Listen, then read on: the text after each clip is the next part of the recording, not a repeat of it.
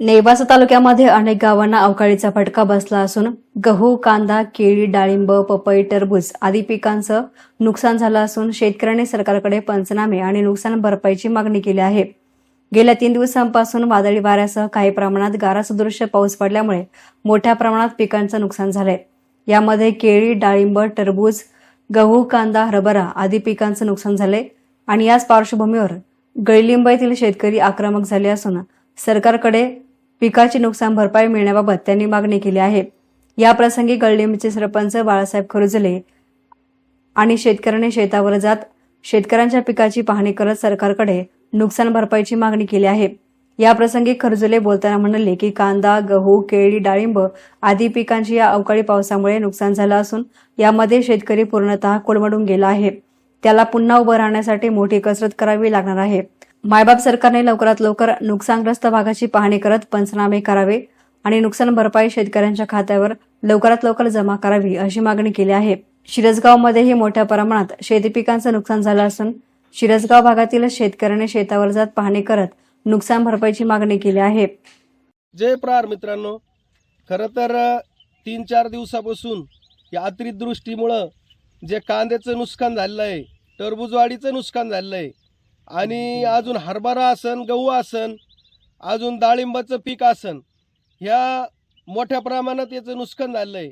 आम्ही आज गळलिंब गावामध्ये कांद्याची अनेक पिकाची पाहणी करायला आल्यामुळं तर आम्हाला भरपूर नुकसान झालेलं असं आढळून आलेलं आहे। तर सरकारने या सर्व पिकाचे पंचनामे तात्काळ करून यांना शेतकऱ्यांना याची भरपाई की मिळाली पाहिजे अशी मी सरकारला विनंती करतो। आणि शेतकऱ्याला कांदा असन, गहू असन, हरभरा असन, अजून टरबूजवाडी असन, या पिकांना लाख दीड लाख रुपये एकरी खर्च येतो आणि ह्यो खर्च आल्यामुळं जर शेतकऱ्याचा असं जमीनदोस्त जर माल झाला तर त्याला आत्महत्या केल्याशिवाय दुसरा कुठला पर्याय राहत नाही।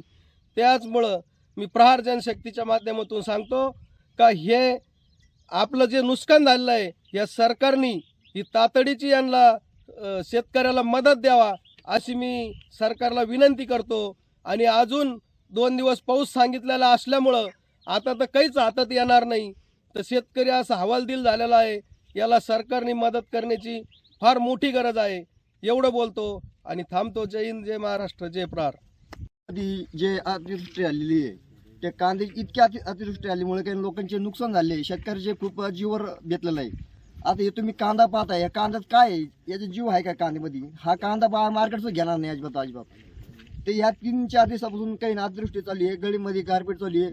ह्या पावसामुळे ना शेतकरी नुकसान झाले, गहू झाला, कांदा झाला, मका झाली, अशा गोष्टीला आहे ना सरकारने काहीतरी लवकर लोकांची मदत करावी ही विनंती। आता उन्हाळ्याचा दिवस चालू आहे, सध्याला लोकांचे लग्न कार्य चालू आहे, मग लग्न कार्य लोकांनी करावं कसं? आता याशी एक पंचायती आहे, लोकांची आधी सध्याला अजून कर्जमाफी सुद्धा नाही आली, काहीच नाही। लोकांनी मग आता आत्महत्याची करण्याची वेळ आलेली आहे।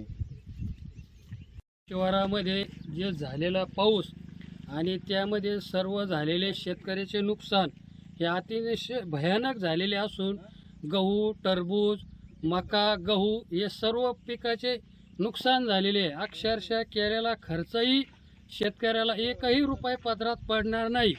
त्याच्या मुलाचे शिक्षण, आरोग्याचे दवाखाना, कुठल्याही प्रकारचे त्याच्यावर आत्महत्या केल्याशिवाय त्याच्यावर पर्याय राहिलेला नाही। तरी शासनाने सर्व पंचनामे करून सर्व शेतकऱ्यांना आर्थिक निधीची तरतूद करून सर्वांचे पंचनामे करावे, त्याची पाहणी करावी आणि शेतकऱ्यांना आधार म्हणून सर्व करण्यात यावे। तरी आमदार विठ्ठलराव लंगे यांनी मुकिंदपूर भागामध्ये टरबूजवाडी आणि आदी पिकांच्या नुकसानग्रस्त भागाची पाहणी केली आणि तहसीलदारांना फोनद्वारे पंचनामे करण्याचे आदेश दिले आहेत। तहसीलदारला फोन केला तर उचलत नाही। मी आलतो याला मक्तापूर शिवारात रोडलाच आहे ना, तर टरबूजवाडी आता मी लाईव्ह तिथं आहे समोर, सगळे शेतकरी थांबवलं मला त्यांनी, तर त्यांनी फळबळच तोडलेत, खराब झाले। पण तिथं आपला माणूस पाठवून पाहिलं एकदा पंचनामा करावा, त्यांना माल उचलायचा आहे म्हणा। हा मक्तापूरला काय ना लारे पाटील रोडलाच आहे, आपल्या नेवाच्या फाट्यातून आत गेलं लगेच पाठवा। ते माल तोडून ठेवलेला आहे, काही काय ना 2-5 रुपये त्याचे होणार नाही अशी परिस्थिती। तोडून गंज घातले त्यांनी वावरातच. लवकर आणि इथं गहू बरं जे नुकसान झालं त्याचे पंचनामे घ्यायला तर आपल्याला काय अडचण. हा ना, नाही पण आज फास्टली लगेच पाठवा. मक्तापूरला फाटाच्या नजदीक लगेच जवळच एकदम लगेच पाठवा बरं. म्हणजे ते हाही थोडाफार माल आहे ना, कमीत कमी काय थोडं झालं तर होईन वाटत नाही तसं.